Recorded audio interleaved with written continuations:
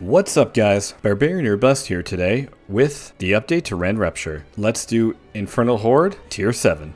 So the start's a little rough. We just gotta get some Fury.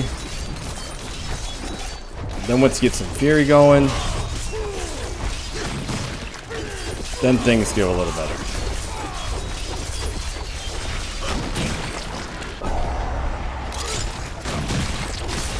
So we really only use Flay just to get our Rend going. But once you do it once, that's kind of all you need. Oh man, we got everything here.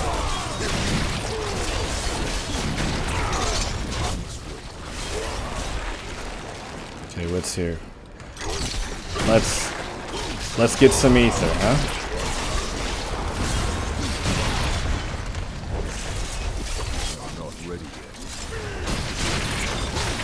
Alright, so I tried a bunch of different ways to make this work.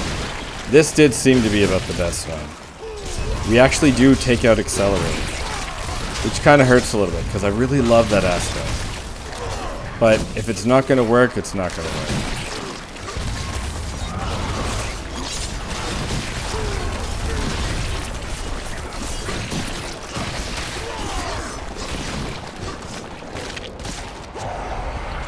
Alright, last round.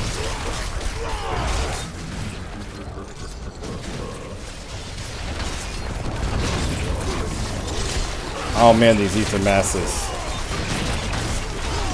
Give me some Hellborn instead.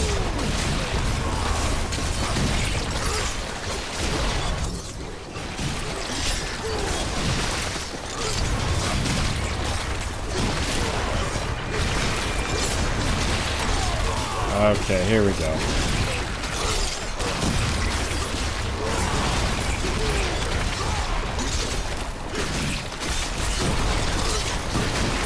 See, Rend Rupture is really, it's really strong here, but again, it's the boss thing that it does lack a little bit. Well, I'm more than a little bit. That's where we need Flay to take over. And so that's why I may do a Rend Rupture Flay like I did last season. I think if I can get that to work, that might be the best option.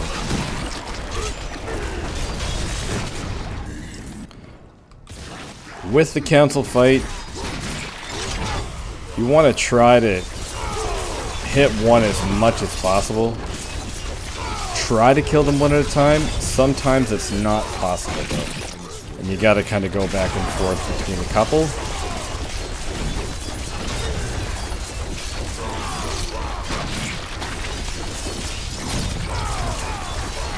But if you can, do one at a time.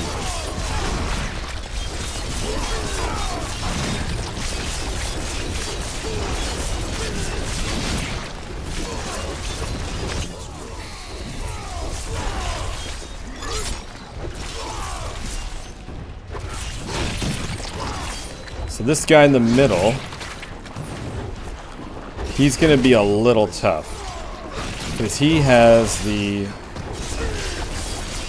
He's got those dragons. And those dragons, they will one-shot you.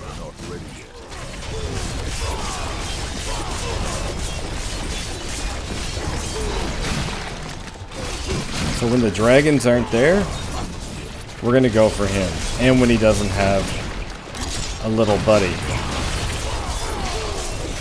Because when he has little buddy, that also sucks.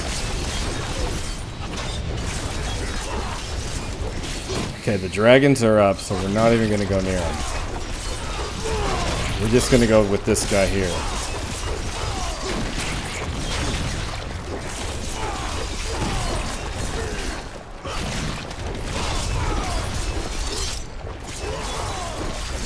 Because those dragons really hurt.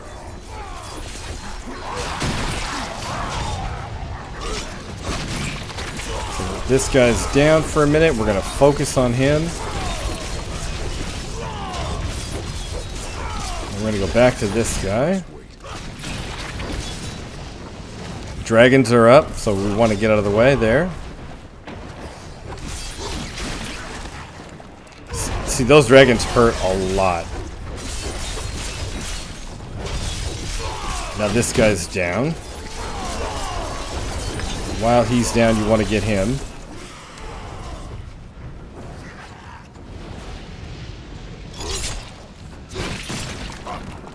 This guy runs around a lot. But that is actually good for those dragons. Because what it means is we hopefully won't get hit by them. And then when they go down, that's when you want to focus on the other guy. But right now we gotta wait till this guy goes down. There we go.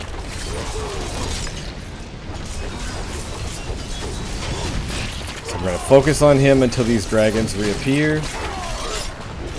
Okay, now we're gonna step away and work on the other guy, wherever he is. Because those dragons kind of come and go. And now this guy's down. Let's do some mega damage to this guy. Dragons are down. Dragons are up.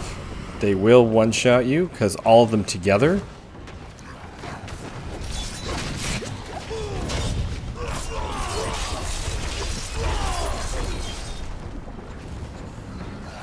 Okay, ready to go. Dragons are down, back on this guy.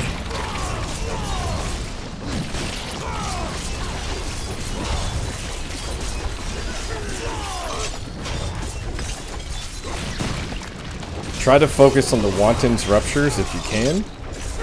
Sometimes it's not always possible.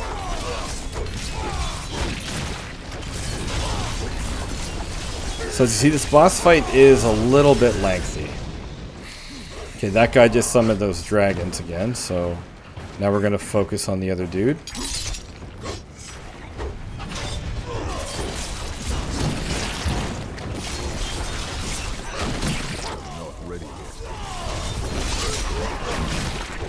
Dragons are gone. Focus back on this guy.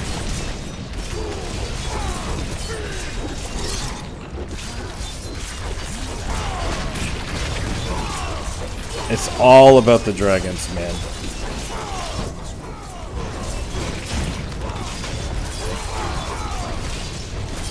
The flames still do a lot of damage.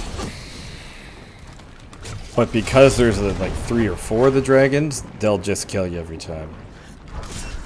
And you can't be having that. Okay, now they're still there.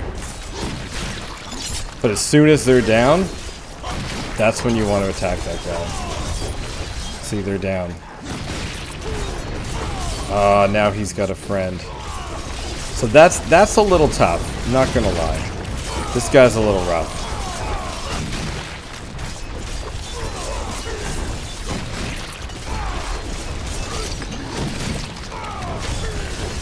But we're getting them there.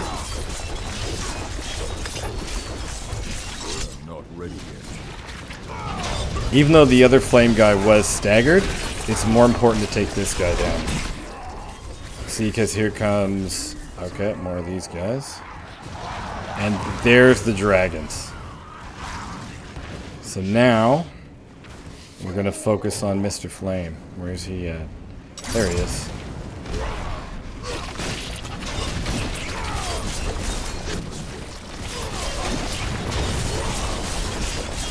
And then once those dragons leave,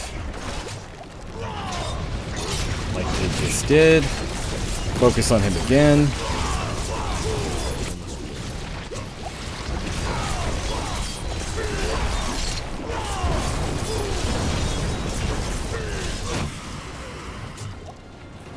All right.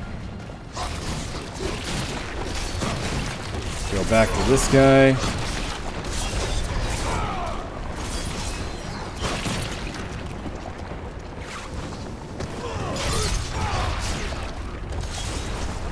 Dragons are down.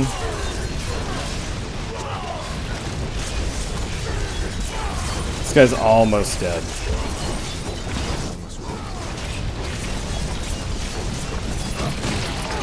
There we go. Now we got one left.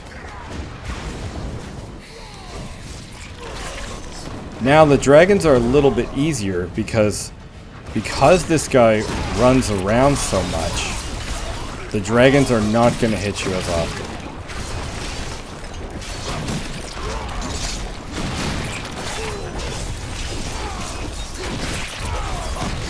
And that is perfect. Like right here, look at this.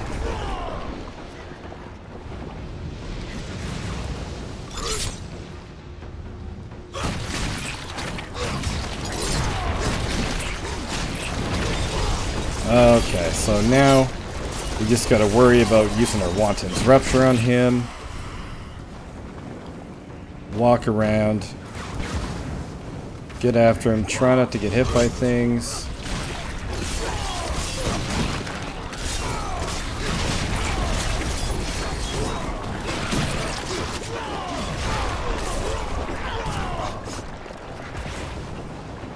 But it's good that he kind of goes into the corners. Again, it's the guy in the middle that'll get you killed.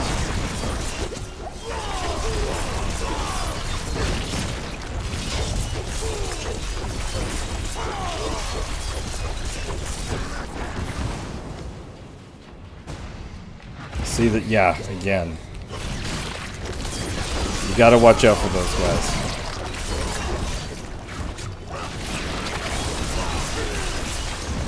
It's really like, the fight is really all about dodging these things. And try not to go through the middle.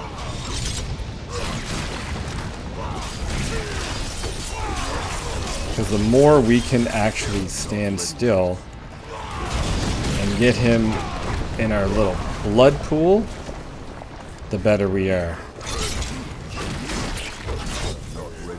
Okay, he's almost dead here.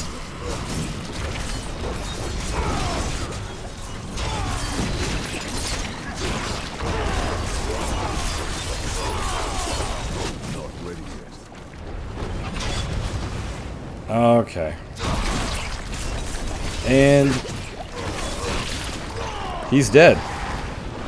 And that is Rend Rupture. As you can see, the boss fight is not exactly difficult, it's just a long fight because Rend and bossing unfortunately just don't go together. It's not impossible. I wouldn't try tier 8 because I feel like the boss fight would be absolutely unbelievably long, but let's go over the build. So in the helmet we have the Harlequin Crest, and I wanted my masterworking to actually hit on cooldown reduction and max life, but my first one was on cooldown reduction, so I kept it as is. And here we have the Rage of Haragath, and you want your masterworking to hit on damage reduction and max life. And in the gloves we have intercom with attack speed, critical strike chance, ranks to rend, with our tempers of steel grasp and critical strike damage. You want your masterworking to hit on ranks to rend and or critical strike chance and attack speed. In the pants, we have the aspect of the Iron Warrior with strength, max life, 2 resistances, and steel grasp stuns. And for your masterworking here, you want them to hit on max life. And in the boots, we have the Weapon Master, and here we have max life, double movement speed, cold resistance, and lucky hit to slow enemies for 2 seconds. We have this because when we steel grasp, we do stun and we immobilize, but if we're just rending or we're rupturing, it is possible to also make them slow. So because of that, Creeping Death would still proc that 20x. For example, up here, we have a chance to freeze them. You are able to stun them first and then freeze them, which would make your Creeping Death actually deal 40% because there are 2 different ones. That is why we have slow here and we have freeze here. And on the mace, we have the Wanton's Rupture. On all 3 of your weapons, you are looking for strength, max life, and critical strike damage. And then I would want to have your masterworking on strength and max life. The tempers on this are damage while berserking and rend size. And here we have the conceited aspect with our tempers of berserk duration and critical strike damage. So berserk duration is for our steel grasp where it only has berserking for 2 seconds. This increases it to 2.5, and our war cry will now increase it to 5 seconds of berserking every time we use it. With these 2 ways of berserking, we should be berserking non-stop. And this is the aspect of Creeping Death. I couldn't pass this axe up as it had 2 greater affixes, one on strength and one on max life. Absolutely amazing. And here we go for rend size and critical strike damage for our tempers. I have 2 weapons with rend size for a total rend size of 91%. You could get something else besides rend size like flay duration, but only having 1 weapon with flay duration doesn't make flay worth it. We don't need any points in pressure point as everything is vulnerable all the time, and we could go for 1 rank to expose vulnerability, but because we already have that with 1 skill point, it's not really needed. And here we have the Fields of Crimson. This is an absolutely amazing sword. I am so happy that this has been reworked now to be good for bleed. You want your master workings to hit on damage to bleed and strength. If you don't have the Harlequin Crest, then you also want a master working to hit on rupture cooldown reduction. For this sword, look for one that has the maximum amount of damage to bleed. As you see here, ours is 881% with a max of 907. That's huge. And up here we have the Ring of the Ravenous. This ring is absolutely amazing for Rend, and what you want to look for is max ranks in Rend and max seconds to Rend's duration, and the Ring of Starless Skies. This is an absolute amazing ring, and I have my Greater Affix actually hit attack speed and critical strike chance, which is perfect. This ring is a must if you want to do T7. Same with the Harlequin Crest. If you don't have those, you can only do T6. I forgot to mention, with the Ring of the Ravenous, you want your masterworkings to hit on ranks to Rend and critical strike chance. In between the vulnerable damage off this ring and this sword, plus exploit in our Paragon glyph, we don't need any more vulnerable damage. And up here we have the Amulet of Slaking. This is how we keep our Fury up 100% of the time. This is much needed. And here we have attack speed, critical strike chance, and cut to the bone. We have damage to berserking and lucky hit to chance to freeze. The lucky hits are for our creeping death, and you want your masterworking to hit on cut to the bone or critical strike chance or attack speed, but at least 1 to cut to the bone. Our resistances are maxed out. Our attack speed is 49.8%. Critical strike chance is 88.6 for critical strike damage of 1,616%. And you want that so high so that we can proc gushing wounds all the time. And our vulnerable damage is well over our cap at almost 400%. You only need your vulnerable damage to be at 350. And our damage while berserking is also at 304%, which needs to be 300 to be capped out. Our expertise is two-handed axe. And for the skills, we take 3 points in Flay for Battle Flay. We take 7 points in Rend for Violent Rend. And as you see, our Rend has 20 ranks in it, which is absolutely amazing. And we almost deal 900,000 bleed damage. But unfortunately, the bosses have that much health that this is technically not enough. We take 3 ranks to Imposing Presence, 3 ranks to Martial Vigor, 3 ranks in Iron Skin for Tactical Iron Skin. These were the last 2 skill points I had, and I put them into Outburst and Tough as Nails,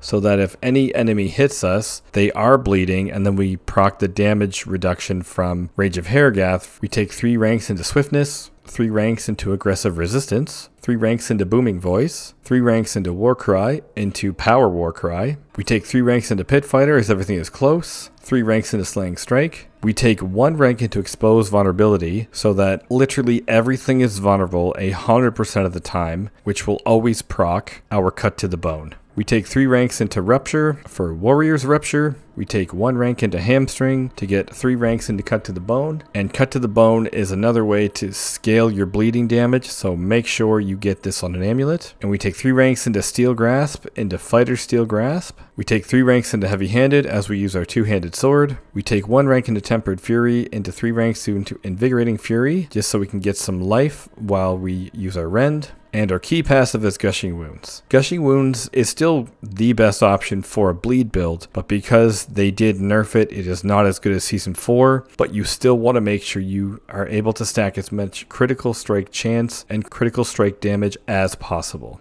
And let's go over the Paragon board. In the first board, we have Exploit, and I have no armor on anything in my Paragon board because our armor is already capped out. Our second board is Carnage, where we take Might. Our third board is Warbringer, where we take Wrath, and we go up here to take Fury on Kill. Fury on Kill and Slaking is how we have so much Fury. Our next board is Bonebreaker, where we take Territorial, and we have Territorial just for the damage reduction. We path over here to make sure that we get some extra life. Our next board is Decimator with Disembowel. We take Disembowel for the chance for cooldowns to be down by 1 second. If you don't have a high critical strike chance like I do, I suggest taking Blood Feeder, as this will bump up your critical strike chance by 10%. If this is not needed, then take Disembowel. Our next board is Blood Rage, where we take Ire, and we just take enough strength just to get the 10% damage reduction. And our final board is Hemorrhage, and we take these 2 little nodes just to get a little bit of extra damage. And that is Rend Rupture. This is my absolute favorite playstyle. I love playing this build, and I'm glad Rend is now becoming more viable. It's still really disappointing that Rend cannot do tier 8. I really hope that in Season 6, Rend still gets another buff. This is still a great build, it's a lot of fun, and I suggest you guys give it a try. Alright guys, thanks for watching, and I will see you next time.